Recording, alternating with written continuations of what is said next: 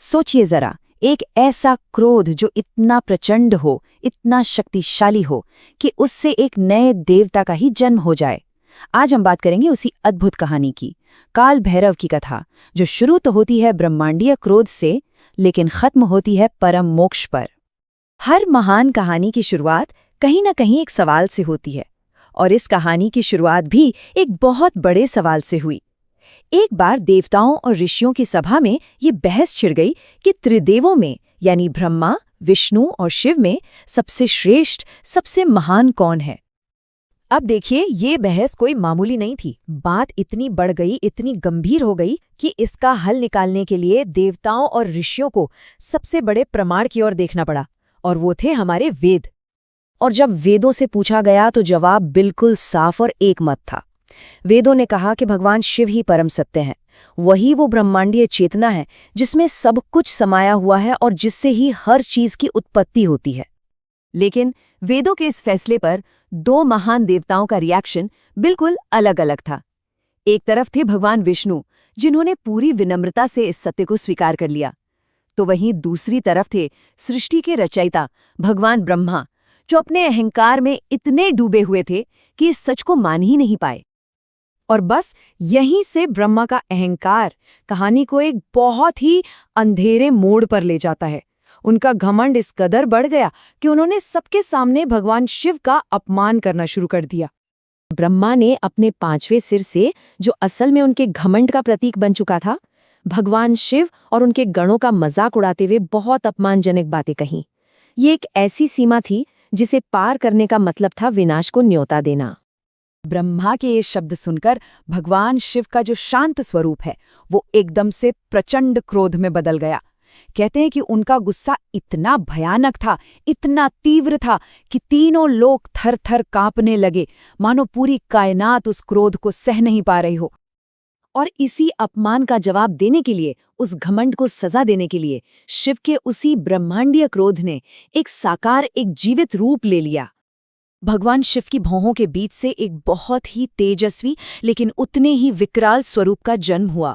शिव ने उन्हें नाम दिया काल, यानी जो समय से भी परे हो, जो मृत्यु का भी स्वामी हो, और यही उग्र रूप आगे चलकर काल भैरव के नाम से जाना गया। काल भैरव ने प्रकट होते ही पूछा, प्रभु, मेरे लिए क्या आज्ञा है? और शिव का आदेश बिल्कुल सीधा और सपाट था। उन्होंने कहा, ब्रह्मा के उस सिर को दंड दो जो अहंकार की भाषा बोल रहा है।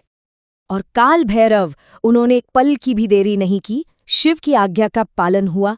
लेकिन इस काम का अंजाम बहुत ही भयानक था और उसका असर तुरंत हुआ। तो हुआ ये कि काल भैरव ने अपने बाएं हाथ के नाखून से ही ब्रह्मा के उस अहंकारी 5वें सिर को काट दिया। लेकिन एक सृष्टिकर्ता की हत्या, ये कोई छोटा मोटा काम नहीं था। इस पर उन्हें ब्रह्म हत्या का पाप लग गया। और ये पाप इतना शक्तिशाली था कि ब्रह्मा का वो कटा हुआ सिर, वो कपाल, सीधा काल भैरव के हाथ से चिपक गया। तो अब काल भैरव को इस पाप से मुक्ति चाहिए थी, और शिव ने उन्हें रास्ता दिखाया। उन्होंने कहा कि इस पाप से मुक्ति के लिए उन्हें तीनों लोकों में एक भिक्षु की तरह भटकना होगा। एक लंबी यात्रा शुरू होने वाली थी। और ये श्राप वाकई बहुत कठोर था। वो कपाल तो उनके हाथ से चिपका ही हुआ था, लेकिन साथ ही ब्रह्म हत्या का वो पाप एक भयानक स्त्री का रूप लेकर हर पल, हर क्षण उनके पीछे पीछे चलता रहा। सोचिए, वो जहां भी जाते, जिस भी तीर्थ पर जाते, उन्हें कहीं भी एक पल की भी शांति नहीं मिलती थी। सालों नहीं, युगों तक वो ऐसे ही भटकते रहे, और फिर आखिरकार वो पहुंचे भगवान शिव की अपनी नगरी काशी। और जानते हैं क्या हुआ?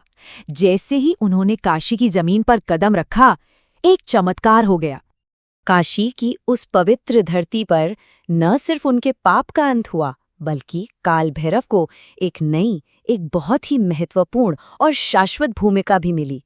जैसे ही वो काशी में आए, उनके हाथ से चिपका हुआ वो कपाल अपने आप जमीन पर गिरकर टूट गया, और वो जो भयानक स्त्री उनका पीछा कर रही थी, वो ब्रह्म हत्या, वो वहीं पाताल में समा गई। जानते हैं, आज भी काशी में वो जगह कपाल मोचन तीर्थ के नाम से जानी जाती है। ये देखकर भगवान शिव बहुत प्रसन्न हुए और उन्होंने काल भैरव को एक वरदान दिया। उन्होंने कहा, आज से तुम हमेशा के लिए काशी के संरक्षक रहोगे। काशी के कोतवाल। तो देखिए, जो काल भैरव खुद एक पाप से पीड़ित थे, अब वो दूसरों के पाप, डर और दुखों को दूर करने वाले बन गए, काशी में धर्म और न्याय के रक्षक। तो काल भैरव की ये पूरी कहानी, ये यात्रा हमें बहुत कुछ सिखाती है। ये बताती है कि अहंकार का अंत होना तय है।